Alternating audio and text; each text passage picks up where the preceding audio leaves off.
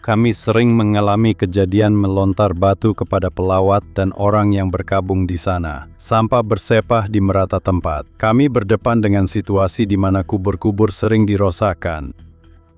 Ia merupakan sarang penagihan dadah nomor 1 di Yerusalem Timur. Keadaannya sangat teruk. Jika kita tidak membenarkan orang yang telah meninggal dunia untuk bersemadi dengan aman, kita sendiri tidak akan hidup dengan aman. Jeff Dalby ialah wakil Israel bagi International Committee for Har Hazaitim, Gunung Zaitun, di mana beliau telah bekerja sejak 2010 untuk meningkatkan keselamatan, pemeliharaan dan akses di tanah perkuburan Yahudi tertua dan terbesar di dunia. Seorang penyokong Israel yang berpengalaman, beliau sebelum ini mengetuai pejabat Israel bagi organisasi Zionis Amerika. Selamat datang ke studio JNS, Jeff. Terima kasih kerana menjemput saya, Steve. Ceritakan sedikit tentang diri anda dan kerja anda di Bukit Zaitun. Sudah tentu. Saya berasal dari New York pada asalnya, dan saya telah tinggal di sini di Israel sejak tahun 2007. Dan saya agak sedar dalam kapasiti saya sebelum ini sebagai penarah Zoa Israel tentang situasi di Har Habayit di Bukit Zaitun. Tetapi tidak sepenuhnya sedar. Pada November 2010, selepas pengawal negara Israel, Mika Lindenstrauss, mengeluarkan laporan pedas tentang keadaan di sana, saya sadar sepenuhnya. Jadi saya, bersama beberapa orang lain dari Amerika Syarikat yang mempunyai ibu bapa dikebumikan di Bukit Zaitun, berkumpul bersama. Kami menubuhkan jawatan kuasa antarabangsa untuk Haro Zaitun, Bukit Zaitun. Kami bekerja sangat rapat dengan kerajaan. Keadaan pada masa itu sangat teruk, sehingga pelawat dan orang yang berkabung sering dilempar batu di sana. Sampah berselerak di seluruh kawasan itu. Kami berdepan dengan keadaan di mana kubur-kubur sering dirosakkan. Ada perlombaan keldai merentas tanah perkuburan itu. Kami menemui bangkai keldai di dalam tanah perkuburan. Jiran-jiran kami menggunakan tanah perkuburan itu. Ia merupakan tempat utama penagihan dadah di Baitul Maqdis Timur. Mereka juga menggunakan batu nisan tegak sebagai tiang gol bola sepak. Jadi keadaannya memang teruk dan ketua audit negara memang betul. Jadi apa yang kami lakukan ialah kami bekerja sama dengan kerajaan dan menjalin kerjasama dengan mereka. Mereka sangat bekerja sama. Kami mengambil langkah, bermula dengan menubuhkan balai polis kecil di atas sana. Kami memasang pagar, mendapat 4 juta shekel untuk itu. Kamera dipasang di seluruh kawasan. Semuanya disambungkan ke pusat kawalan keselamatan utama. Kamera-kamera itu dipantau 24 jam sehari, 7 hari seminggu. Kami juga menempatkan polis penyamaran dan rondaan biasa. Saya boleh teruskan lagi dan lagi. Tetapi perlahan-lahan tetapi pasti, ada satu ungkapan dalam bahasa Ibrani, Sur Meira Fa'aseitov, yang bermaksud pada dasarnya, uruskan perkara negatif dahulu dan kemudian beralih kepada kebaikan. Dan syukur kepada Tuhan, serta terima kasih kepada semua yang terlibat, termasuklah pihak polis. Kami telah berjaya mengubah keadaan gunung ini, kalau tidak 180 darjah, sekurang-kurangnya 160 darjah. Jangan risau, kami akan uruskan lagi 20% yang selebihnya. Jadi inilah situasi yang kita hadapi sekarang. Kita tidak pernah mengalami perbuatan vandalisme yang serius sejak Oktober 2018. Dan apa yang kami lakukan sekarang ialah kami sedang membina sebuah pusat pelawat di Har Hazaitim untuk menarik golongan muda, pelajar, tentara, pelancong, pelawat dari pelbagai latar belakang untuk mengetahui lebih lanjut tentang warisan mereka. Karena Har Hazaitim, Bukit Zaitun, mempunyai tokoh-tokoh kepimpinan dan ilmuwan Yahudi yang dikebumikan di atas bukit itu. Jadi kami ingin mendidik golongan muda kita tentang warisan mereka. Mari kita sebutkan beberapa orang yang dikebumikan di sana untuk mereka yang tidak tahu. Baiklah, mari kita mulakan dengan senarai E. Terdapat juga mereka dalam senarai B dan C yang mempunyai kisah latar belakang yang menarik. Tetapi untuk senarai E, kita bercakap tentang Perdana Menteri Menachem Begin. Kita bercakap tentang Henrietta Szold, pengasas Hadassah. Dan kita bercakap tentang Rav Kook dan Rav Goren, serta Bartanura dan Or HaChaim. Dan saya boleh teruskan lagi, Rav Hutner. Apa sahaja nama yang Anda sebut, mereka ada di sana. Namun begitu, pusat pelawat ini lebih daripada sekadar pintu masuk ke tanah perkuburan. Anda melihatnya sebagai sesuatu yang jauh lebih daripada itu. Sudah tentu. Pusat pelawat ini, yang saya katakan, kira-kira separuh siap pada ketika ini. Saya berada di sana sekurang-kurangnya 2 kali seminggu, kalau tidak lebih. Ia akan menjadi lebih daripada sekadar pusat pelawat, lebih daripada sekadar tempat untuk mengambil, katakanlah, bahan rujukan, atau untuk mencari di pusat penyelidikan siapa yang dikebumikan di sana. Ia akan menjadi jauh lebih daripada sekedar bar snack atau tempat di mana kelas akan dijalankan dan syarahan akan diadakan. Ia akan menjadi titik permulaan ke dalam tanah perkuburan, supaya golongan muda dapat berinteraksi secara langsung dengan tanah perkuburan dan semua tokoh yang dikebumikan di sana. Maksud saya, untuk menjadikan ini satu pengalaman yang menarik bagi golongan muda, kami akan melakukan perkara seperti menggunakan reality terimbuh, di mana Anda menggunakan iPhone Anda, halakan kamera ke, katakanlah, kubur Menachem Begin. Di skrin Anda akan muncul Menachem Begin. Dia akan menceritakan kisahnya. Dan kemudian, dalam naratif itu, akan ada petunjuk untuk destinasi Anda yang seterusnya. Dan sebenarnya, jika kita lakukannya di sini pada lewat petang, katakanlah beberapa pelajar yang duduk di sebuah sekolah di Toronto boleh terlibat dengan ini dan membantu kami dalam pencarian ini. Mereka memanggilnya pencarian. Jadi kami berharap untuk membawa pengalaman ini bukan sahaja ke pusat pelawat, tetapi juga ke tanah perkuburan itu sendiri, dan kepada orang ramai, serta kepada orang Yahudi di seluruh dunia, akan dapat mengambil bahagian dalam aktiviti-aktiviti ini. Dan apakah jadualnya dari segi bila Anda menjangkakan pembukaan rasmi akan diadakan? Oke, baiklah, mereka memberitahu kami. Pasca Yahudi 2027. Mungkin musim panas 2027. Steve, betul, jika awak tahu, jika awak percaya itu, awak memang senang diperdaya. Tapi, awak tahu, kami berharap suatu masa pada tahun 2027, mungkin pada penghujung tahun 2027, bangunan itu akan siap, dan tidak lama selepas itu, kami akan membukanya kepada orang ramai. Dan sekarang kami sedang dalam proses mengenal pasti pengendali. Notis tender akan dikeluarkan tidak lama lagi. Dan harapnya kami akan mendapat pengendali yang bersedia untuk memanfaatkan segala yang ditawarkan oleh Bukit Zaitun. Tetapi sementara itu, Anda masih menerima kunjungan orang ramai. Saya tahu Anda sendiri membuat lawatan di sana. Jadi orang ramai sudah boleh melawat. Saya memang kerap membuat lawatan. Malah, saya akan buat satu lawatan esok pagi pada pukul 10.00 pagi. Jika ada sesiapa yang ingin sertai kami. Tapi ya, bilangan orang telah meningkat daripada jumlah terendah pada tahun 2014, yaitu kira-kira 200 orang sehari. Kini, lebih 2.000 orang melawat. Dulu, ketika kami mempunyai industri pelancongan di sini, ia adalah tapak pelancongan ketiga paling ramai dikunjungi. Maksud saya ialah pemandangan yang menakjubkan itu.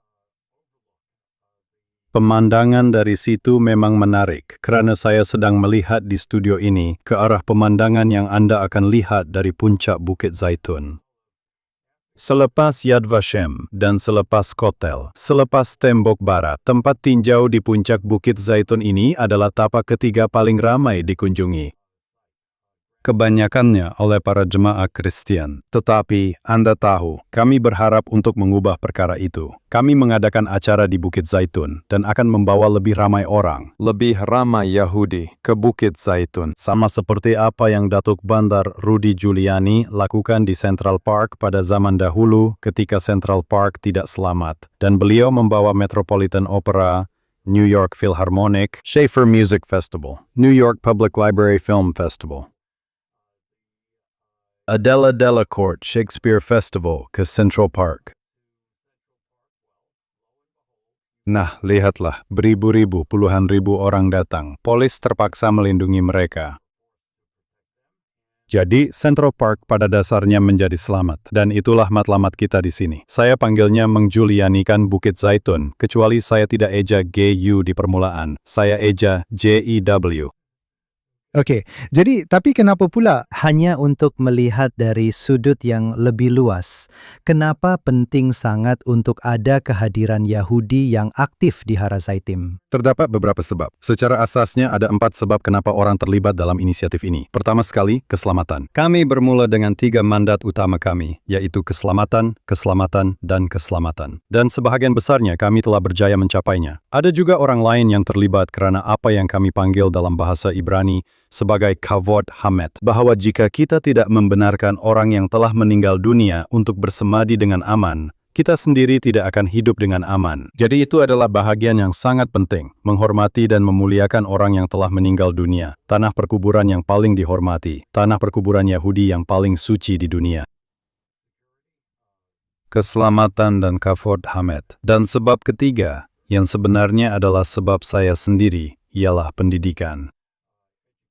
Sebelum saya berpindah ke Israel, saya seorang pendidik selama 33 tahun. Saya mengajar di dalam kelas. Jadi di sini kita mempunyai peluang terbaik untuk mendidik anak-anak muda kita. Kami sangat prihatin. Anda dengar tentangnya apabila kami bercakap mengenai Amyud, rasa kebersamaan Yahudi, bahwa masalah nomor 1 pada masa kini ialah identiti Yahudi dalam kalangan orang muda. Jadi di sini Anda mempunyai peluang yang hebat untuk mengukuhkan identiti Yahudi itu. Itu nomor 3. Nomor 4 sebenarnya adalah salah satu sebab mengapa saya terlibat ketika saya bekerja untuk Zohar. Dan itu kerana banjaran Bukit Zaitun yang sebenarnya sepanjang 2 batu. Ia memanjang dari Har Hatzofim, Gunung Scopus di utara, sepanjang jalan hingga ke sebuah tempat yang dipanggil Khidmat Sion di hujung selatan banjaran yang sangat panjang ini.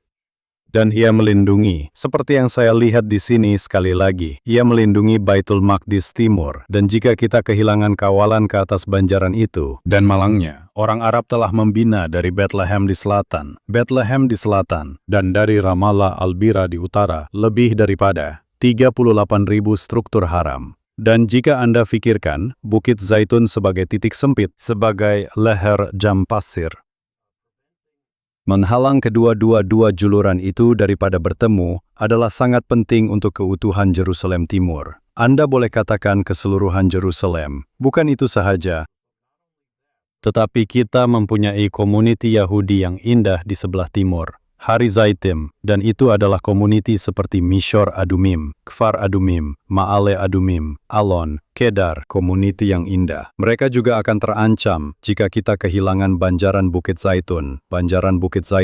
Jadi secara asasnya, ada 4 sebab mengapa kita perlu mengambil berat tentang perkara ini, dan bergantung kepada kecenderungan Anda. Satu mungkin lebih penting daripada yang lain. Baiklah, saya tahu anda telah berkongsi dengan saya bahawa anda mahu menarik bukan sahaja orang Yahudi yang taat beragama, tetapi semua jenis orang Yahudi dan juga orang Kristian, seperti yang anda sebutkan sebelum ini, dan orang lain untuk melibatkan mereka dan mendidik mereka, seperti yang anda katakan, di tapak yang sangat penting dalam agama Yahudi ini. Dan bukan sahaja dari sudut pandangan sejarah, juga seperti yang anda katakan dari sudut pandangan identiti.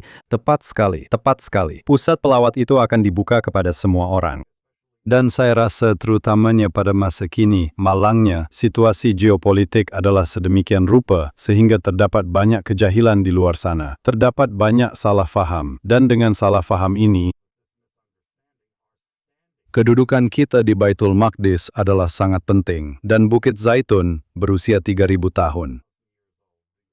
Makam tertua di Bukit Zaitun ialah makam Putri Firaun. Bukan Putri Firaun yang menyelamatkan Musa dari Sungai Nil, tetapi Putri Firaun yang berkahwin dengan Raja Sulaiman, Shlomo HaMelech, dan dia dikebumikan di Har HaZaitim.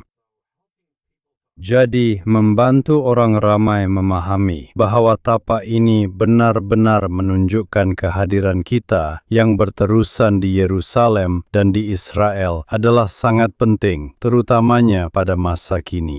Adakah anda fikir ini juga adalah kunci kepada gambaran yang lebih besar? Saya tidak suka memanggilnya naratif, tetapi untuk memberitahu kebenaran tentang apa yang sedang berlaku di Israel dan juga untuk menunjukkan siapa kita sebenarnya kepada dunia. Saya rasa ia memang sangat penting.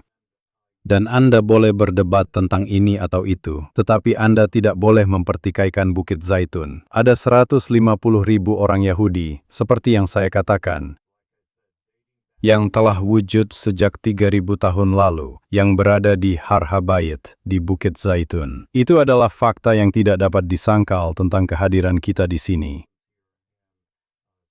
Jadi ia menjadi sangat penting. Anda boleh berdebat jika Anda lihat ke seberang ke Bukit Bait Suci. Anda tidak akan melihat sebarang tanda kehadiran Yahudi di sana. Sekurang-kurangnya tiada tanda yang jelas. Mungkin jika Anda menggali ke bawah, Anda akan menemui tanda-tanda. Dan kami memang menemui tanda-tanda apabila mereka, malangnya, mengorek kawasan masjid bawah tanah itu. Dan tiba-tiba, semua ratusan tan tanah yang dibuang ke lembah Kidron antara Bukit Zaitun dan Bukit Bait Suci, sebenarnya telah mendedahkan bukti kehadiran kami di Bukit Bait Suci. Tetapi jika Anda hanya melihatnya seperti sedia ada, Anda tidak akan melihat sebarang kehadiran Yahudi di atas pelantar itu. Di atas pelantar seluas 40 ekar itu, berbeza dengan Bukit Zaitun, di mana Anda boleh pergi dari satu kubur ke kubur yang lain. Dan setiap satu daripadanya adalah bukti kehadiran kami di Baitul Maqdis sepanjang sejarah. Jadi, apakah visi Anda? Anda sedang melakukan kerja yang sangat penting. Apakah visi Anda untuk Bukit Zaitun pada masa depan, untuk orang yang akan datang dan melawatnya mulai tahun depan? Nomor satu, yaitu ia kekal selama. Itu adalah mandat pertama dan paling penting kami, dan itu adalah mandat yang akan kami pastikan dikekalkan. Kami tidak akan berpuas hati dengan pencapaian kami sekarang. Kami akan terus memperbaiki keadaan. Kami baru sahaja menerima 6 juta shekel daripada kerajaan untuk menaik taraf kamera kami. Kerana, malangnya, 2 wanita muda yang duduk di ibu pejabat keselamatan kami. Kadang-kadang mereka terpaksa mengambil masa sehingga 5 menit menggunakan papan kekunci untuk bertukar antara kamera pada screen panel rata di dinding. Sekarang kami mempunyai sistem yang lancar, dengan kamera canggih yang boleh berputar 360 darjah. Dan gadis-gadis yang duduk di dalam sana. Ia memang hampir seperti satu sistem yang telus. Boleh bertindak balas terhadap situasi, sebaik sahaja ia timbul, berbanding menunggu terlalu lama untuk bertindak balas. Jadi keselamatan kekal sebagai keutamaan nomor 1 kami pada masa hadapan. Saya ingin melihat ia menjadi pusat pendidikan untuk masyarakat Yahudi. Sampai ke tahap di mana, Steve, Anda ada program Birthright, pelajar-pelajar yang akan pergi ke sana dan kemudian akan kembali ke college mereka apabila mereka pulang ke Amerika Syarikat atau UK atau di mana sahaja. Dan mereka akan berkata, Anda tahu tak, Anda mesti melawat tempat itu kerana ia adalah satu pengalaman pendidikan yang luar biasa. Dan jika kita boleh sampai ke tahap itu, jika kita boleh menarik golongan muda ke Bukit Zaitun, maka saya akan mati dengan gembira. Jangan mati dulu kerana kami masih memerlukan anda. Dan anda ada sebut tentang pembiayaan kerajaan. Dari mana lagi anda mendapat pembiayaan? Dan juga bagaimana orang ramai boleh membantu jika mereka mahu? Jadi, perjanjiannya ialah apabila kami menandatangani kontrak dengan kerajaan, mereka akan menyumbang 12,5 juta shekel dan kami juga akan menyumbang 12,5 juta shekel untuk pembinaan bangunan ini. Apabila kami mencapai penanda aras tertentu, kami telah menerima beberapa peringkat pembiayaan daripada kerajaan, tetapi kami masih mempunyai jalan yang panjang untuk ditempuh. Bukan itu sahaja, Steve, tetapi Anda tidak mau bangunan yang indah ini menjadi proyek Gajah Putih. Anda mahu ia digunakan untuk memperkayakan pengalaman semua orang di sana. Jadi, untuk meneruskan program yang bermakna, kita akan memerlukan dana tambahan selepas ini. Jadi, jika ada yang ingin menyumbang, kami jangka dengan kos yang melebihi budget dan kenaikan kos bahan akibat inflasi, jumlah keseluruhan mungkin akan menjadi 28 juta, yaitu 14 juta daripada kami dan 14 juta daripada kerajaan. Jadi, jika mereka ingin menyumbang, mereka patut pergi ke Har Hazaim. HARHAZEIS Hazasim, herhazasim.org, dan terdapat butang derma di sana, dan mereka boleh pergi ke sana, dan mereka boleh menderma menggunakan kad kredit, mengikut cara yang mereka pilih untuk menderma. Jeff Darby, adalah satu keseronokan menerima anda di studio dan kami mengucapkan semoga berjaya kepada anda. Terima kasih Steve. Terima kasih kerana menjemput saya.